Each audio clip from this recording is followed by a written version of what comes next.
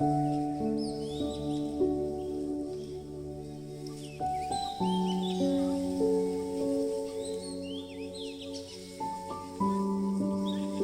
are you?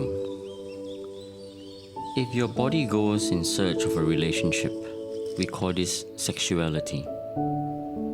If your mind goes in search of relationships, we call this companionship. If your emotion goes in search of relationships, we call this love.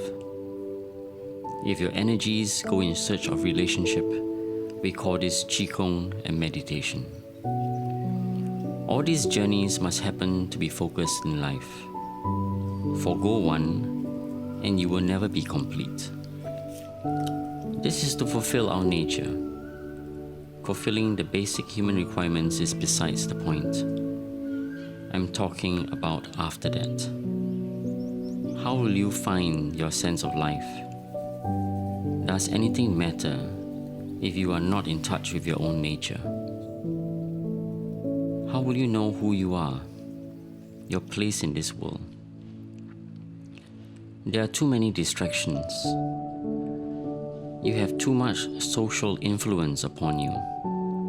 You are not going by your own nature.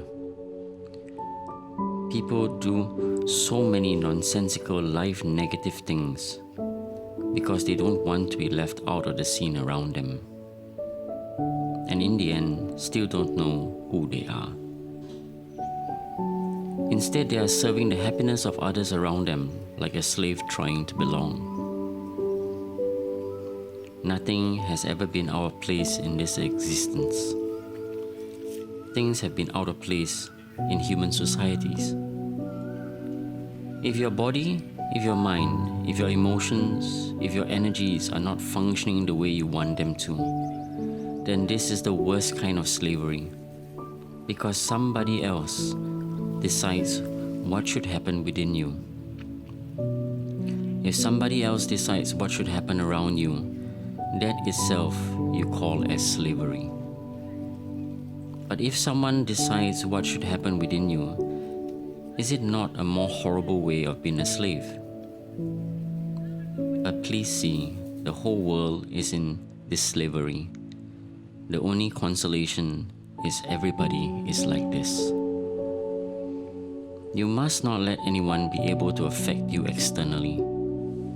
The quality of your life depends on how well you manage your body, your mind, your emotion, your situations, your home, your communities, nations, your life in general, and the world. The more you try to be special, the more you get hurt. Just be. Just melt and become part of the wind around you, the earth around you. Become a part of everything. You're here only for a while. The finishing life is always death. At least when you're in a place like this, when nobody is going to trample on you, affect you or let you down, you will be in peace. One of the biggest problems in the world today is loneliness. It is quite incredible.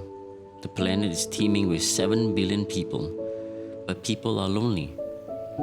If someone enjoys being alone, there is no problem at all.